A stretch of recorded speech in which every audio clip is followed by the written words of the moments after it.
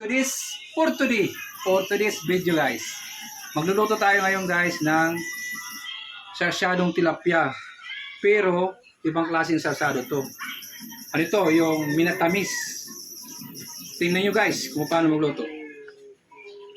Una, lagyan natin ang bawang. So, isahin natin hanggang magkulay brown. Kulay brown siya. Yan na po guys, mabilis lang. Ano guys, susunod natin ang luya. Yan guys. Tingnan nyo po yung pagkaluto natin guys ha. Ngayon lang kayo makakatikim ng tilapiyang matamis. Then guys, isunod natin yung sibuyas, kamatis at saka bell peppers, siling bell pepper. Ayan ha. Yan na po. Guys, tingnan natin guys ha. Pag yan naluto na guys, yung mga ingredients na yan guys, doon natin ihahalo ang tilapia. Yan po yung tilapia guys, prinito na ho yan. Tingnan nyo. Hanggang mamaya guys, subaybayan nyo lang. Guys, lagyan natin ng kunting paminta. Pampaanghang guys. Ayan. Haluan natin yan guys ng tuyo. Yan ho yung pampakulay. Kakaiba nga nito guys, sarsyadong isda. Ito yung tilapiyang minatamis. Yan na guys, tuyo. Lagyan na natin siya guys ng kunting asin para hindi maalat. Ayan, kunting asin guys. So, yan na tayo guys ha. Maluto na yan guys, saka na natin lagyan ng tomato sauce. Tingnan yung kulay guys, napakasimple lang, ordinary yung pagkaluto lang yan. Natin ilagay ang suka. Tingnan mo guys, akala mo adobo guys no? Pero mamaya pag natikman nyo yan guys. Oh. Yan lang, konti-konti lang guys. Tama-tama lang. Pampalasa lang yan guys. Then mamaya guys, ito yun oh, tilapia. So, dapat tostado yung pagkaluto ng tilapia. Para kasi mamaya pakukuluan pa natin to. Para pag naluto siya, tama-tama lang yung lambot. Pag naluto na yan guys, haluan natin yan ng konting tubig. Tubig guys, kunti lang. Yan, para may sabaw siya. So guys, ito na guys. Medyo luto na yung mga ingredients natin. Ihalo ko na yung tomato sauce. Yan. Tingnan mo guys ang kulay yan mamaya guys. Napakasarap nito guys. Nag-aagawan yung mga alaga ko dito guys. Sila po yung una nakakaubos. Halos ako wala nang matira. Tingnan nyo guys. Tingnan nyo po.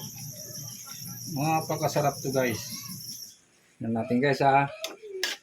Tingnan mo yung kulay niyan guys mamaya. Na guys. Yan. So haluan natin ng kunting tubig. Yan guys, kung mapapansin nyo guys, ang kulay niya, ayan o. Kulay niya guys, parang may kulay pagkaitim siya na pula. Kasi hinaluan ko yan ng tuyo at saka tomato sauce. Yung pampatamis guys. Sinasabi ko sa inyo. So guys, tingnan nyo po. UFC ketchup. Ayan na guys. Yan yung pampatamis guys. At saka pampakulay ng niluluto natin. Yan na. Din guys, pag kuluyan guys, iba ng ano yan guys. Iba ng kulay yan guys. So guys, pag kumulo ng maayos yan guys, saka natin ilagay yung tilapia.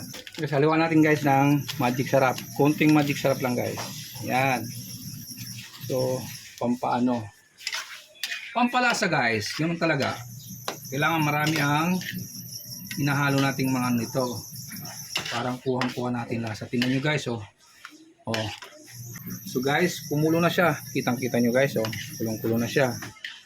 So, ang next na ilalagay natin, wala nang iba kundi yung tilapia. By the way guys, huwag natin kalimutan ang asukal. Dalawang ano ng asukal lang guys. Kutsara. Tatlo. Ayan, guys. Very yummy guys. Tingnan nyo po oh. Oh. Pag natikman nyo guys yung sabaw nito, naku po, maraming kaaning kayong mga ano dyan guys. Ayun, saka natin ihalo ang tilapia. So ang pagkaprito ito guys is malutong. Ayan. Isa-isa lang natin guys para yung lumubog yung tilapia, din yung sabaw niya ay napakasarap guys. Guys, ito yung sinasabing minatabis na tilapia na sobra ang lasa guys. Hindi mo maintindihan. Makalimutan mo siguro guys ang ano, ang mga utang mo guys pag nakakain ka nito. Pero pagkatapos mo kumain guys, maalala mo ng utang mo. Ayan na guys. Kumukulo-kulo na siya guys. So dapat guys, ihahalo natin na maayos yan para yung sauce niya, masipsip niya. Masipsip na yung sauce niya guys. Ayun na po yung lasa ng tilapia guys. Doon na natitikman ang lasa ng tilapia. Ayan na guys oh. Wow!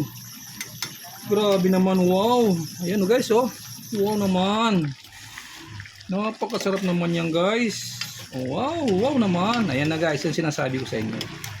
So, nasipsip na niya yung sauce. Andun na sa tilapia. Isang hiwa lang yan guys, solve ka na. Thank you for watching guys. Ayos na.